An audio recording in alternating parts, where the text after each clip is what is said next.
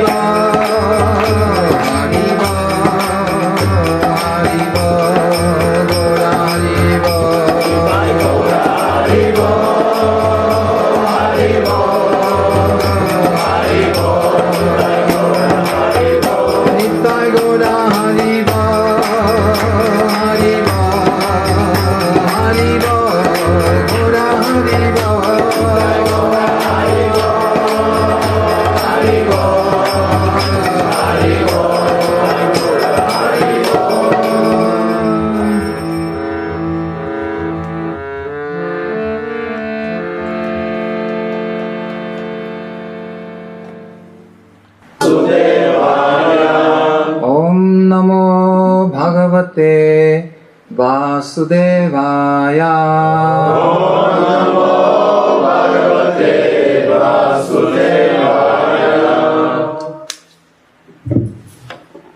Прекрасната книга е Бхагавад Гита, такава каквато е. А прекрасният стих е от втора глава на Бхагавад Гита, текст номер 25. Аз ще го прочета на санскрит и после ще ви помоля да повтаряте след мен дума по дума. Авяктоям ачинтоям. Аз имах преди само аз да го кажа и после дума по дума да повтаряме заедно.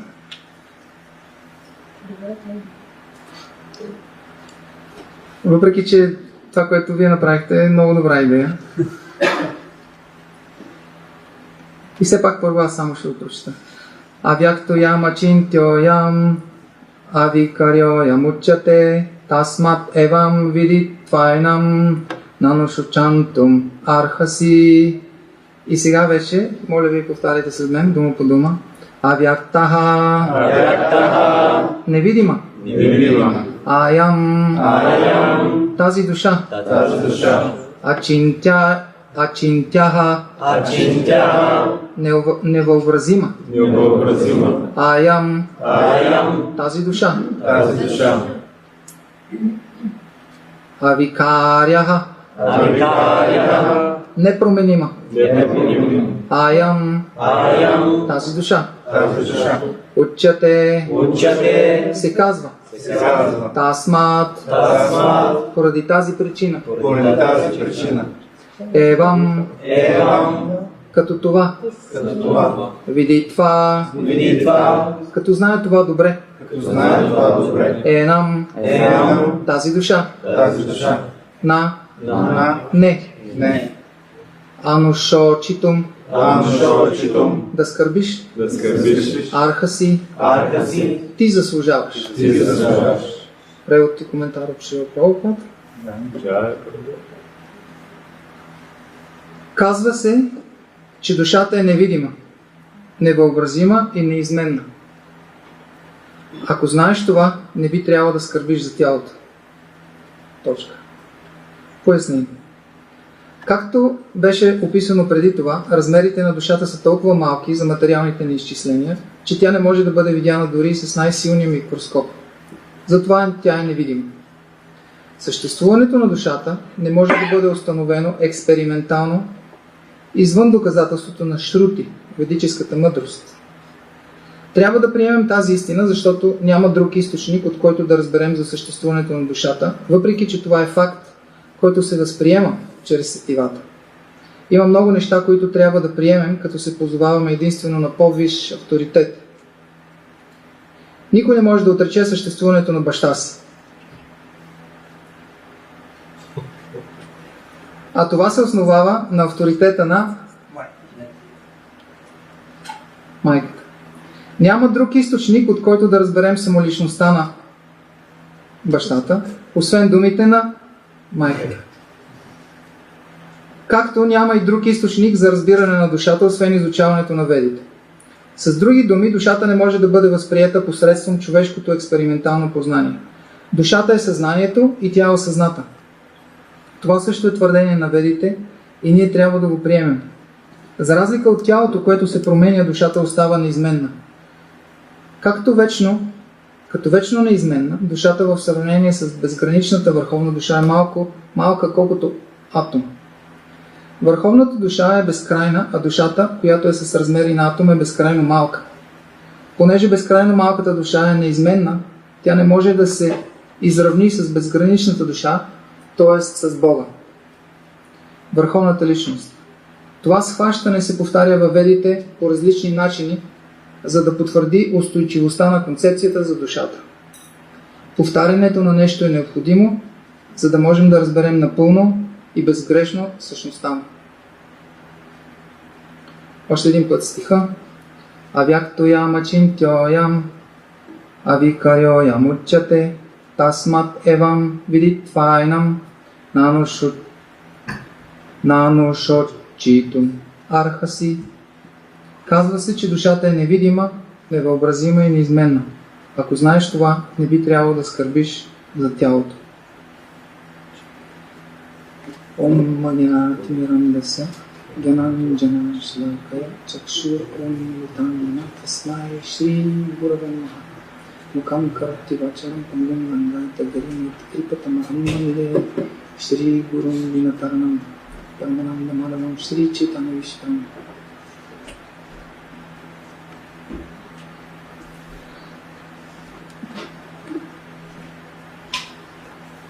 В този стих Кришна говори, казва, че душата е невидима, невъобразима и неизменна.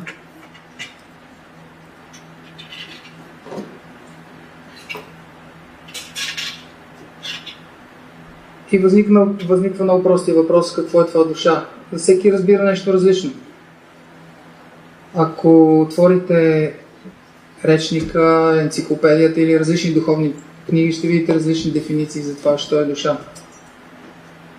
Всеки от нас е изградил някакво разбиране. Това е една от думичките, които се употребяват много в най-различен смисъл. И значението ѝ винаги остава леко неизяснено, тъй като това е нещо, което не може да бъде видяно, пипнато, докоснато. Всеки знае думата душа, но не всеки знае какво обозначава тази дума. И ако кажете на произволни хора да обяснят какво означава душа, вие ще чуете на различни интересни теории, мнения, интерпретации, фантазии, спекулации, луди теории, измишлятини. Отрицание. Още от поне на Запад, в западната философска мисъл има най-различни интересни опити да бъде проумяна душата. В древногръцката философия има няколко интересни теории за душата. Всъщност теориите за душата са сериозно количество. Има много теории, които силно, някои леко се различават една от друга, други силно се различават една от друга. Например, има теория, че душата представлява хармонията в тялото. Примерно, представете си едно парче дърво. Просто парче дърво.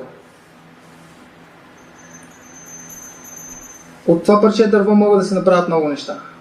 Например, може от него да се издялка флейта.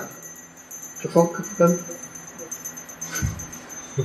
Лъжица. Примерно, едно от най-изящните и най-скъпите неща, които се издялва от дърво, е цигулката. Има много скъпи цигулки, както знаете. И цигулката се прави изцяло дърво. Взима се парче дърво и започва един процес, който е много дълъг, много сложен, отнема много време и много знание. И резултата от този процес е, че от парчето дърво ние сме отнели, то не се е променило, дървото си е дърво, но ние сме му придали определена форма, с определени пропорции. Много специални са пропорциите. Защото дървото има собствена чистота на вибрация и има едно качество, наречено резонанс. И когато на цигулката се придаде онази специална форма, тогава тя се превръща в съвършен инструмент, който хармонично резонира. И когато по струните се прекара лъкът, тя издава неподражаем звук, който кара хората да са готови да платят милиони за това парче дърво. Това е парче дърво. аз взимам едно парче дърво и изведнъж го обработвам и го правя да струва милиони. И кое се е променило в това дърво? В това дърво аз съм вкарал определена хармония, определени пропорции и то вибрира по определен начин. И някои философи казват, че когато материята се организира по определен начин, хармоничен начин, ние имаме душа. И когато хармонията се наруши, инструментът вече не свири, тялото бива пакетирано в дървена кутия и заровено в земята, защото никой повече не се интересува от него. Освен, разбира се, там го намират различни малки същества, които се хранят с него. Това е една от хилядите концепции, обяснения и теории, които може да чуете. Ако човек се замисли, ще види, че всъщност в това обяснение няма кой знае колко голям смисъл. Всъщност. Но звучи добре, не е ли? Има различни теории как душата е определена субстанция, нещо като някакъв газ или нещо подобно, което е вътре в тялото. Почти всеки е чувал, че в момента на смъртта тялото олеква с 30 Сега вече тук започват залози. Има единствен начин да разбереме. Някой да донесе кантар и някой доброволец, който да...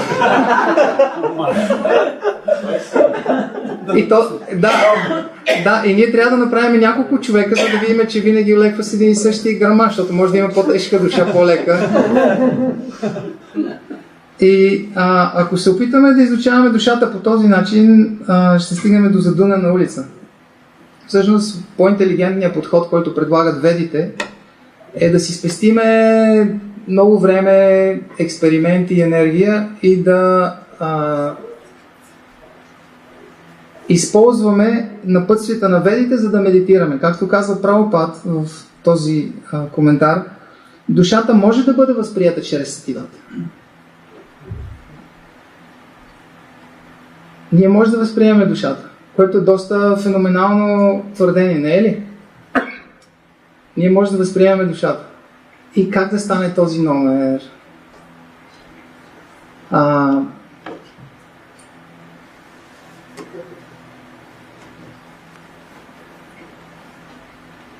Една кратка история, която ще ни даде силен жокер в тази връзка. Има много истории, които се разказват за великия император Акбар и неговия министър, свръхинтелигентен министър. Кой знае как се казва? Бирбал. И един ден Бирбал и Акбар били в тронната зала и дискутирали най-различни въпроси, свързани с управлението на царството, и в един момент, тъй като цар искал да направи нещо за слепите хора в страната, възникна въпросът колко слепци има в неговото царство. И Акбар казал на Бирбал: аз нямам хабер колко слепци има в царството. Можеш ли да направиш някакво, да разбереш колко са слепците? Бирбал поклатил глава и казал: твърде много са, царя, твърде много. Но казал: аз ще направя нещо по въпроса и дай ми някакво време. Това преболяване изисква някакво време. Акбар казал: използвай каквито ресурси са ти необходими, колкото време искаш, и кажи ми някакви цифри. И Бирбал напуснал залата, забързан, много замислен, за да изпълни задачата. Няколко часа по-късно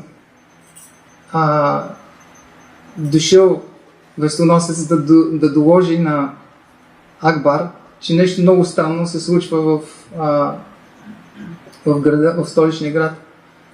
И той му казал: Бирбал изглежда, че е полудял, събрал огромно множество хора около него и прави някакви странни неща. Акбар бил много озадачен. Всъщност Бирбал заедно със своя личен слуга би отишъл на един селски, на централния площад, в един ъгъл, бил седнал. Разбира се, Бирбал е много известен. Той е министър на Акбар и всеки знае кой е Бирбал. Той е на много високо положение, когато минава, всички се покланят и всички изпитват дълбоко уважение. И Бирбал отишъл заедно с слугата си, седнал на площада и взел едно легло, бамбуково легло, рамка на легло, и когато се направи рамката на леглото, за да може да се сложи отгоре одеяло, дюшек и така нататък, какво липсва на рамката? Липсва някаква мрежа или пружина, върху която да не се пропада вътре. И всъщност това, което почнал да прави Бирбал, бил, че почнал да плете върху тази рамка, почнал да прави тази мрежа, да прави легло.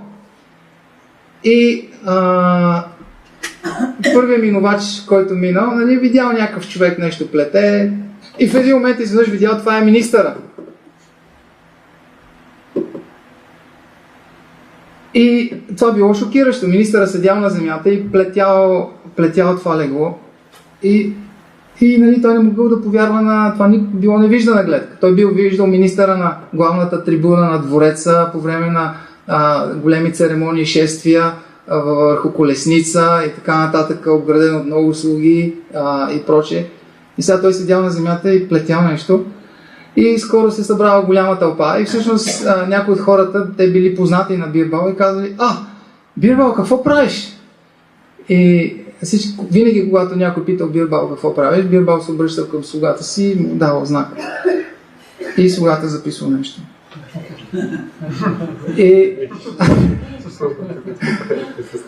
И списъка нараствал, тълпата се увеличава и в един момент самия Акбар, който чул за това събитие, излязъл да види какво става. Дошъл с свита и с стражи. Тълпата веднага се разцепила, той отишъл и погледал известно време така, Бирбал бил много съсредоточен и продължава да плете, само кимнал с глава. И Акбар застанал с ръце на кръста и казал: Бирбал, какво правиш? И тогава Бирбал се обърна към слугата и слугата записа. И продължил да плете. И той казал: аз ти дадох задача и ти плащам фантастична заплата, а ти си седнал тук и правиш някакъв цирк. И тогава, разбира се, Бирбал станал и казал: Царю, аз работя по въпроса, ти в момента прекъсваш работата ми, но щом държиш, ще ти обясня. И тогава той му казал една много голяма цифра, колко слепци е преброил до момента. Акбар казал: как броиш слепци? Ти седиш и тогава той му казал, и той казал: я да видя този списък.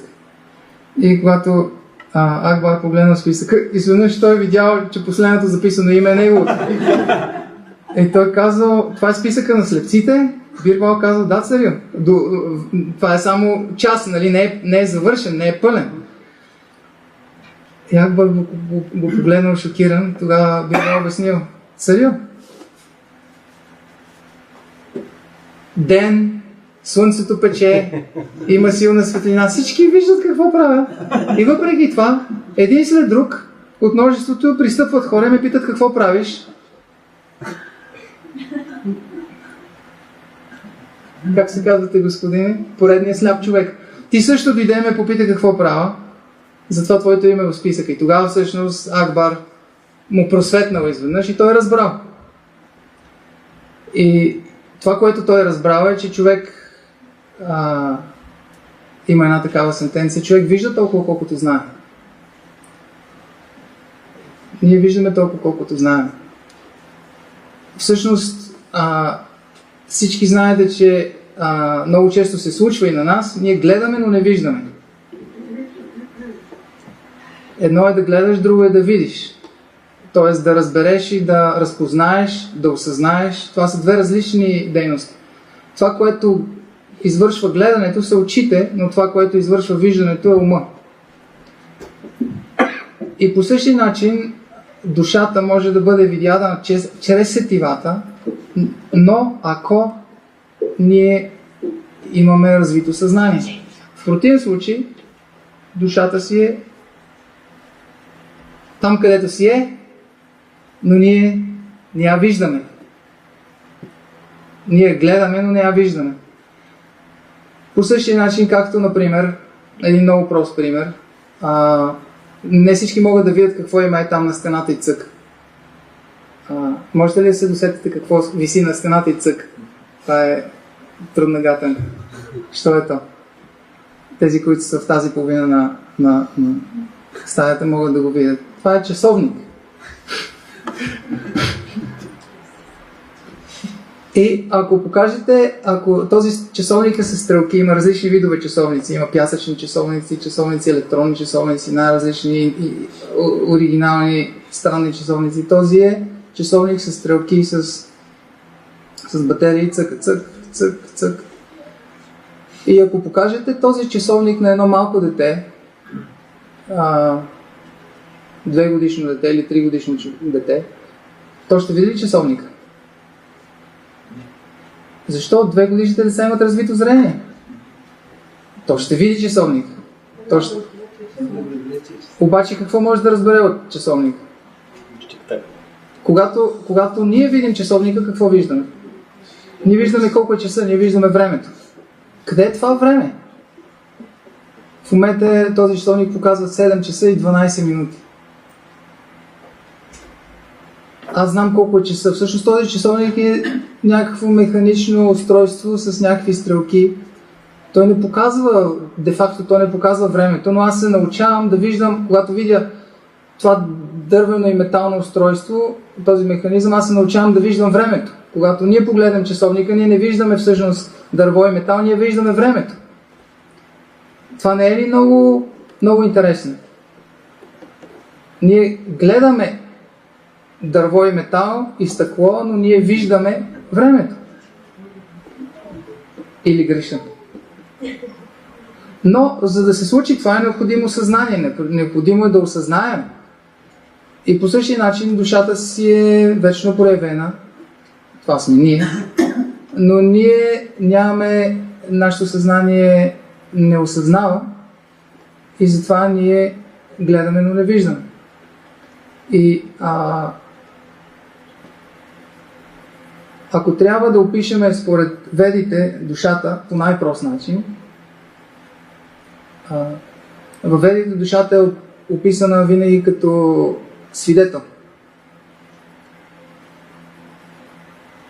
Материята, която в училище ние изучаваме под формата на химия, физика, различни свойства и качества на материята, материята се подчинява на много закони и ние знаем, че всяко материално нещо, то има структура и то е изградено от някакви компоненти. Няма материално нещо, което да е хомогенно и което да е единно и неделимо. Има ли такова нещо? Някой може ли да ми даде пример? Всяко едно материално нещо може да бъде разчленено, разделено, разглобено на по-малки компоненти. И кои са самата дума атом, идеята на думата атом означава неделим. По принцип, това е било идеята. Разбира се, сега знаем, че атома има субатомни частици вътре в него. Много. И атома от своя страна е делим и вътре има още по-малки частици, но първоначално е съществувала идеята, че хипотезата, че атомите са неделими частици, които изграждат този свят, както лего компоненти, от които е сглобено нещо. Не знам дали знаете, обаче скоро излезе един филм, документален за лего, и в него може да се нагледате, както и в YouTube, ако си пуснете, може да се нагледате на фантастични неща, направени от лего. Машини, има цели конвейери, поточни линии, замъци, градове, самолети, летища, космодруми, какво ли не от лего. И има цял филм, документален за маняците, лего маняците по света, които строят фантастични неща, конструират архитектура, машини чрез лего. И първоначално е съществува концепцията, че всъщност този свят е изграден от неделими частици атоми и те го сглобяват.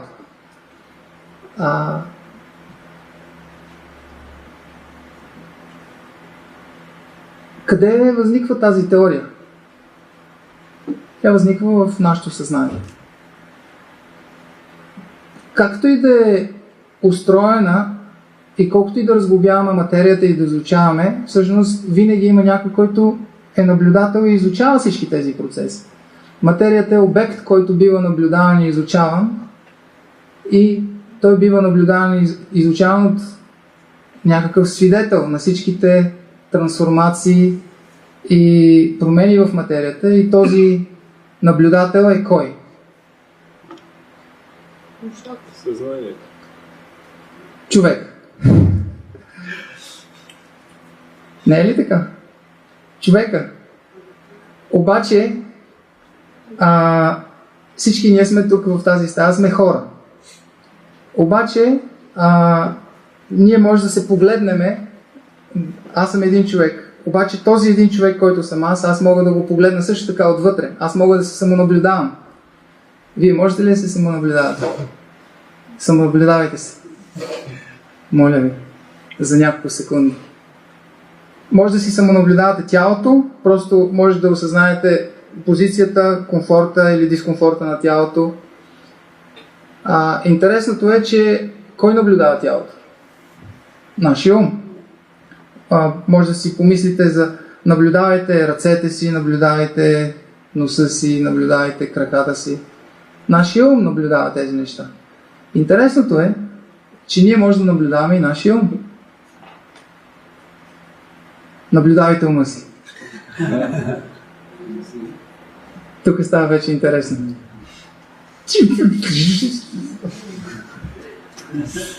Тук вече филма става екшън, трилър, фантастика и не знам още какво. Нашия ум е много динамичен. Но той е като един екран, нашия ум е като един екран, като киноекран, като този екран, и върху него се появяват различни образи, мисли, чувства. И ние го наблюдаваме. Ние може да наблюдаваме ума си. И това вече е второ ниво на медитация. Първото ниво на медитация е да наблюдаваме тялото. Второто ниво на медитация е да наблюдаваме ума си. И това е много интересно. Кой наблюдава ума? Как е възможно да наблюдаваме ума си? И всъщност ведите казват, че този, който е свидетел, който е просто наблюдател, това е той. Това съм аз. И този, който е наблюдател, не е атом. Той не е изграден от материални атоми. Той е спиритрон. Той е спиритрон. Това е духовната елементарна частица, според ведите. На санскрит спиритрон се казва атма. Така че на санскрит атма, на български спиритрон. И разбира се, ненаучният термин, по-поетичният, по-художественият е душа. Но това не е научно. Научният е спиритрон.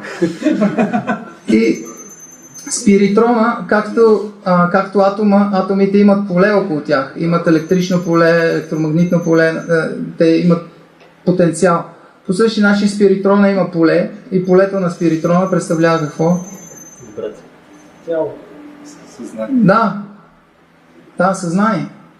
Както Слънцето осветява всичко, по същия начин спиритрона осветява със съзнание това тяло. И това е ведическата теория, доста правдоподобна, не мислите ли? И как може човек да провери това, ако човек се опита да използва електронни микроскопи, колайдери, ускорители и така нататък? Good luck. Невъзможно е, както подробно в коментара Прабхупад казва. Няма, Прабхупад казва,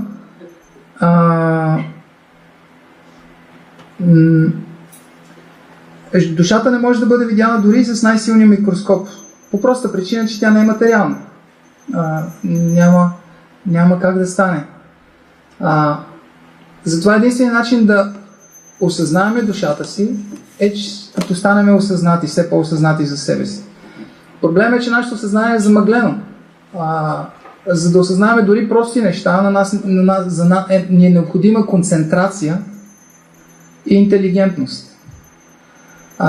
Примерно, ако аз задам глупавия предизвикателен въпрос, искам да ми докажеш, на всеки един от вас, искам да ми докажеш, че имаш ум. Ти имаш ли ум, бе? Как ще докаже човек, че има ум? Искам да го видя този ум. Това, че човек, той ще каже, ето виж, аз мога да говоря, да пиша. Има роботи, които говорят и пишат. Има най-различни устройства. Това ти си имаш някаква машина, ти си... как човек може да докаже, че на друг човек ще има ум? Разбира се, ако ние медитираме дълбоко върху другия човек, или върху някакъв обект, примерно, аз искам да знам дали този инструмент има ум или не. И дали ето това нещо има ум или не. Ако аз медитирам, бих могъл да, разбира се, с различни методи да достигна до различни изводи, но всъщност единственото нещо, което аз със сигурност мога да осъзная, че за другите не знам дали имат ум, но това, което аз знам, че аз имам ум. И затова всъщност себепознанието започва, науката за себепознанието започва от това човек да започне да наблюдава много внимателно себе си, собственото си положение. И тъй като нашето съзнание е замъглено от различни страсти, привързаности и желания, ние не можем нито да се съсредоточим, нито да виждаме ясно. И както стана въпрос в тази история, която разказахме, ние гледаме, но не виждаме много неща. И във ведите се дават различни методи за това как човек да контролира ума и сетивата си, така че да може да се съсредоточава, да изчисти съзнанието си и интелигентност, само да се избистри, така че той да може да гледа и да вижда. И всъщност има един много интересен термин, във ведите се използва, нарича се шастра чакшо на санскрит, което означава човек да вижда през призмата на писанията. Това е както стана въпрос с часовника, когато човек има знание, тогава ние виждаме нещата по друг начин. Има много примери. Аз съм сигурен, мога да дам и още примери, съм сигурен, че много от вас могат да дадат много интересни примери в тази връзка. Обаче познанието променя коренно нашата визия. И ведическата наука не е теоретична наука, тя е практична наука, която е предназначена да предизвика трансформация в нашето съзнание. Защо? Защо се налага изобщо ние да се го облъскаме с абстрактни проблеми, има ли душа, няма ли, кой съм аз, защо? Защо? Това е доста екзотично. Защо? Има толкова практически неща. Трябва да се изхранваме. Трябва да се обличаме. Трябва да се размножаваме. Защо? Защо? Така се прави. Защо? И майка ми и баща ми така са правили. Защо? И баба ми и дядо ми така са правили. Защо? Такава е. Това е традицията. Защо? Така е. Защо? Така е. Който пита много защо, почват да му бият инжекции Да не пита. и те затварят да не притесняваш другите с въпросите си. Въпросът защо е много немодерен. Защо? И отговора защо всъщност трябва да си задаваме всички тези въпроси е много прост. Във ведите се дава много, много красиво, Шрила Прабхупада дава много красиво сравнение. Представете си, някой от вас мога ли да ви помогнат да си признаете тези, които сте гледали вкъщи птиченци? Сте имали някакво птиче в клетка? Доста. Окей. За човек, за да го гледа това птиченце, за да не го умори, той трябва да полага някакви грижи за него. И примерът, който се дава е следния. Ако ние просто чистим клетката, всеки ден много грижливо чистим клетката, мием, чистим и така нататък, но самото птиченце не правим нищо за него лично, просто чистим клетката, поддържаме клетката да свети. Всеки ден, примерно, слагаме го в златна клетка, всеки ден я лъскаме полирана, да няма отпечатъци от пръсти върху нея, да е много полирана. Птиченцето е въпрос на дни, когато той ще умре. И въпреки, че живее в такава хубава клетка и Шрила Прабхупада дава това сравнение, че ако ние си грижим единствено за тялото си, но пренебрегваме себе си, които сме душата, която обитава това тяло, е по същия начин, както ние да се надяваме да бъдем щастливи, ако птичката да бъде щастлива и жизнена, ако просто я сложим и поддържаме клетката и в много добро състояние. Ние се обличаме с много хубави дрехи, имаме пари за харчене, образовани сме, имаме всички условия за хранене, спане, размножаване, самозащита, всички удоволствия.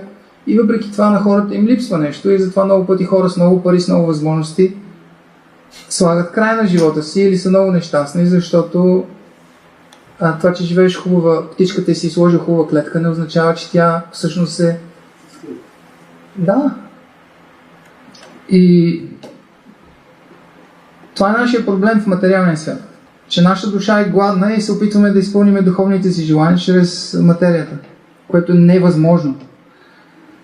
И затова процеса на йога, има различни йога системи, в Бхагавад Гита са описани 4 основни йога системи, които имат свои подраздели, но ние се опитваме се да практикуваме един автентичен процес, който самия Бог казва, че е най-ефективен, най-ефикасен, най-лесен същевременно, най-естествен. Това е процеса на бхакти йога. Бхакти означава преданост, а йога означава свързване на душата, въпросната, извинявам се, спиритрона, с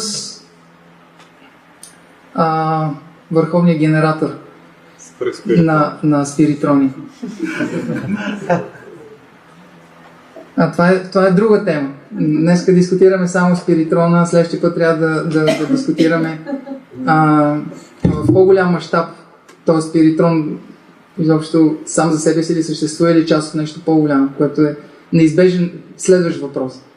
Но това ще бъде при следващите ни срещи. Така че чрез процеса на бхакти йога всъщност душата има възможност да се върне в естествената си среда.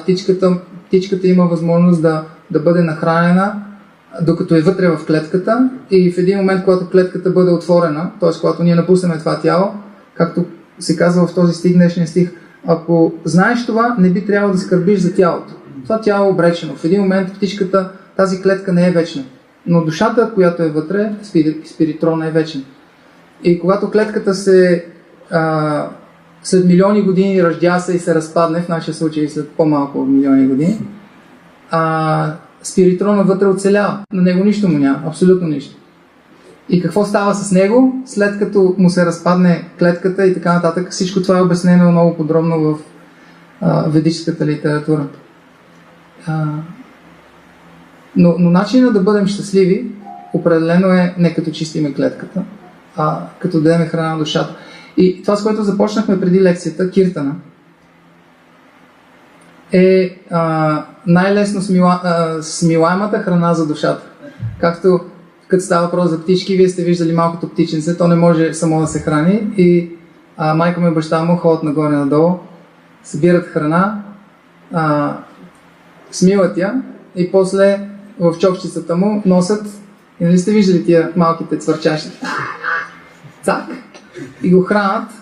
И ние сме такива малки, безпомощни, които не могат да летат птиченца, които са родени в клетката вътре. И не знаем изобщо, че може да летиме и такива неща.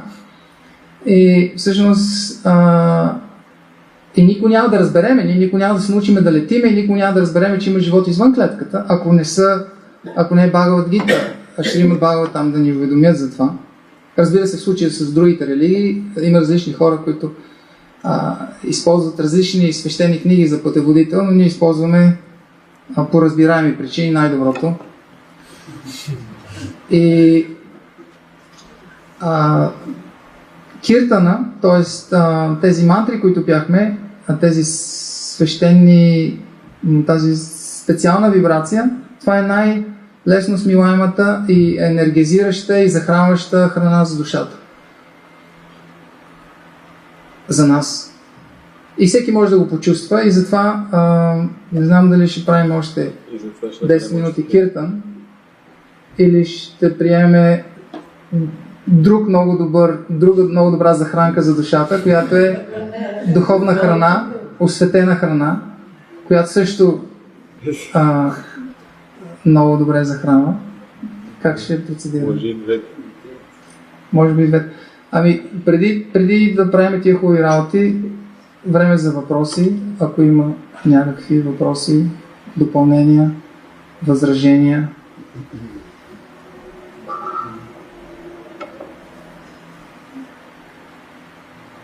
Не само искам да споделя нещо. Първо правя, че да благодаря за изява. Един офталмолог ми разправяше във връзка с това, което казва. Те стандартно казват, че се гледа с окото му се вижда с къд от мозъка. Но има полеви изследвания, примерно в Африка, които са оперирали деца, които са загубили зрението си и са отстранили физиологичната причина да не виждат. И в началото се вярвали, че децата ще виждат, но децата не са можели да виждат, защото на чисто такова ниво просто не се вижда с окото. В средата, в която са живели, са забравили да виждат. И това сравнение, не знам, отделите ли, това е изключително красиво, защото виждам само това, което сме готови.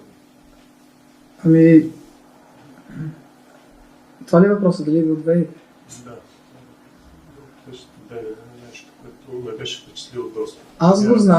Аз го знам от коментарите на Шрила Прабхупад към Бхагавад Гита. Той е тук. И той със сигурност не си го измислил и го е чул от някой от нашите ачари, от своя духовен учител. И така. Много е красиво, да. Дори един от най-известните български съвременни художници, графити майстори, Насимо, известен в духовните, сред духовните среди като Кардами Капила Прабу. Той е нарисувал, има много хубава рисунка с един кафес и с една птица и едно гълъбче. Да, птицата е гълъбче. Може да видите име, дори календарче за миналата година беше с тази рисунка. Той е вдъхновен. Ето го календарчето. Ето. За вълка говорим. Извинявам се за... А той е в кошарата. Можете после да разгледате календарчетата и да си вземете по едно такова календарче, което да ви напомня за... не само да чистиме клетката, ами да от време време да хвърляме по някое зрънце на душата вътре. Да. Ти спомена право, че на Запад конкретно в Древна Гърция има различни теории за това какво е душата. Може би трябва да се каже, че самото понятие душа на Запад и на Изток има различен смисъл. Под душа или психи, както казват гърците, те по-скоро разбират ума. И затова има такива названия като науки, като психология, т.е. нали, изучаване буквално на душата. Всъщност психологията изучава ума.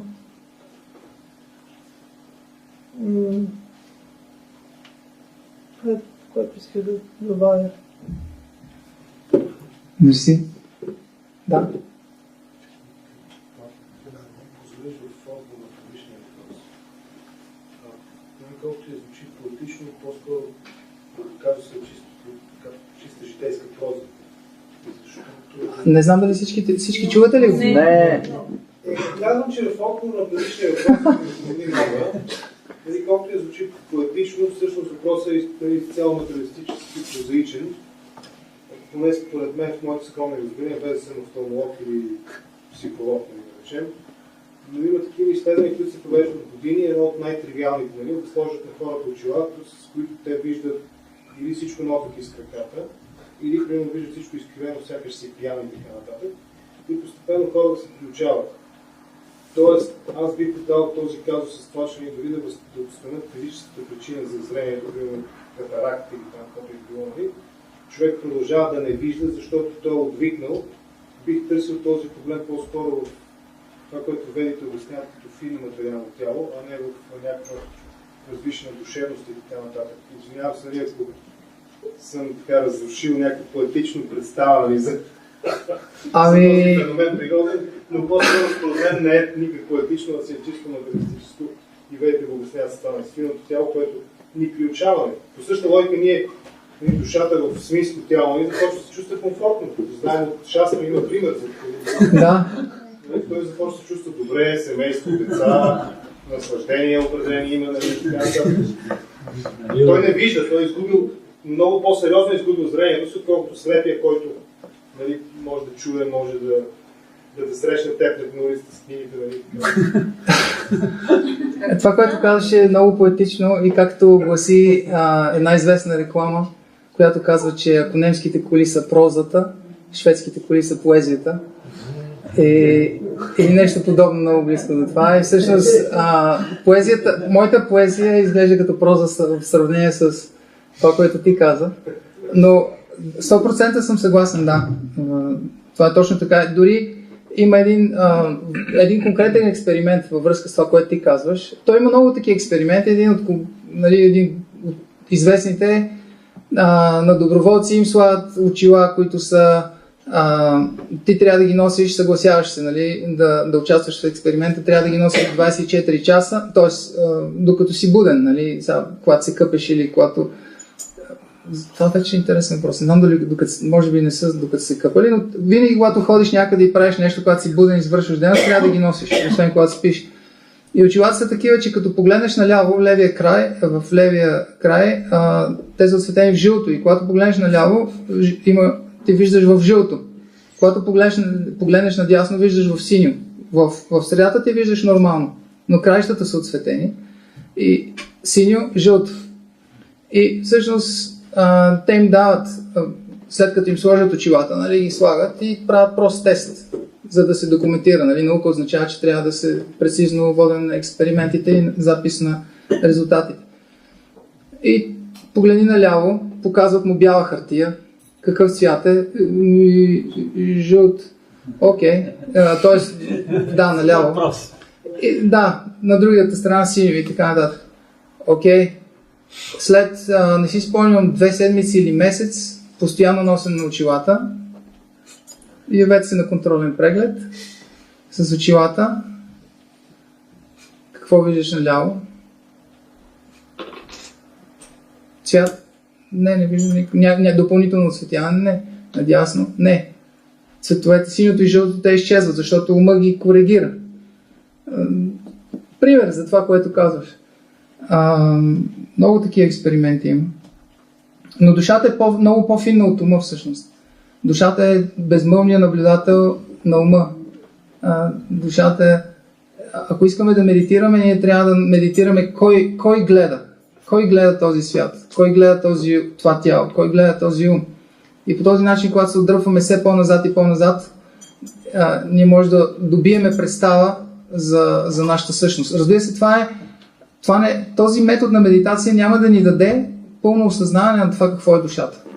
Но ще ни даде много пълно осъзнаване какво не е душата, че ние не сме всъщност клетката, не сме продукт на комбинация на материални елементи.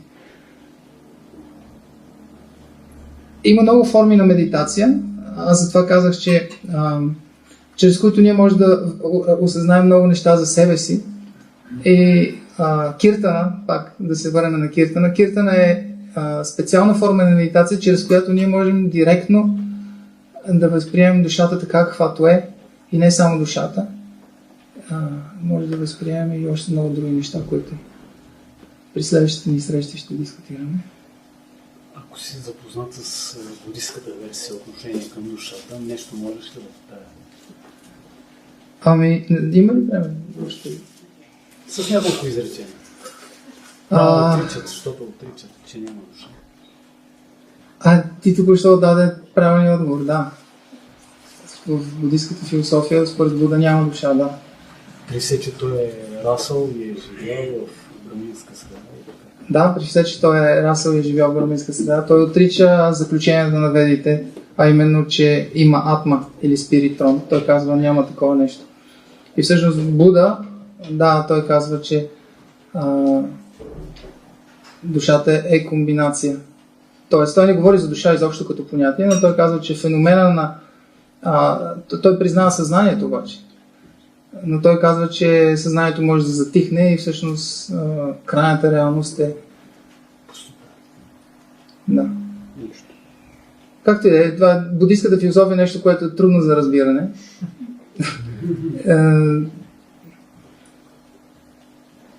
И не е нашата тема, но определено те казват, че няма душа. Въпреки, че те приемат, според будизма, те приемат, че ние не сме това тяло. Те приемат, че ние сме нещо по-финно, което е вътре в това тяло, което преминава от тяло в тяло.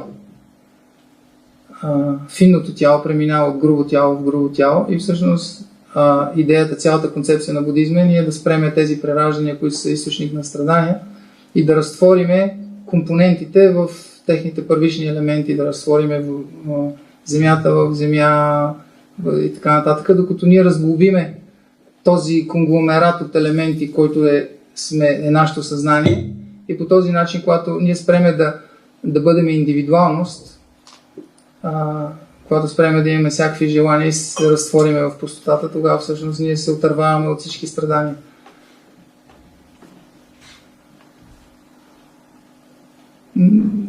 Аз винаги съм харесал будизма като как описват много подробно причината за заплитането, привързаностите, това, че страдаме е причината, привързаността към материята и всички тези неща, прераждането, кармата, всички тези неща, будизма описва много подробно. Обаче, когато описват крайната цел, доста невдъхновяваща. Няма за какво да се напълва човек, нали, окей, да се отървеш от страданията. Това е единствения мотив. Ти бягаш от страданията. Няма нещо, което да те... крайната цел не... Шуня, на санскрит е шуня. Шуня означава пустота. Аз не съм вдъхновен от това. Окей, да свършим до тук.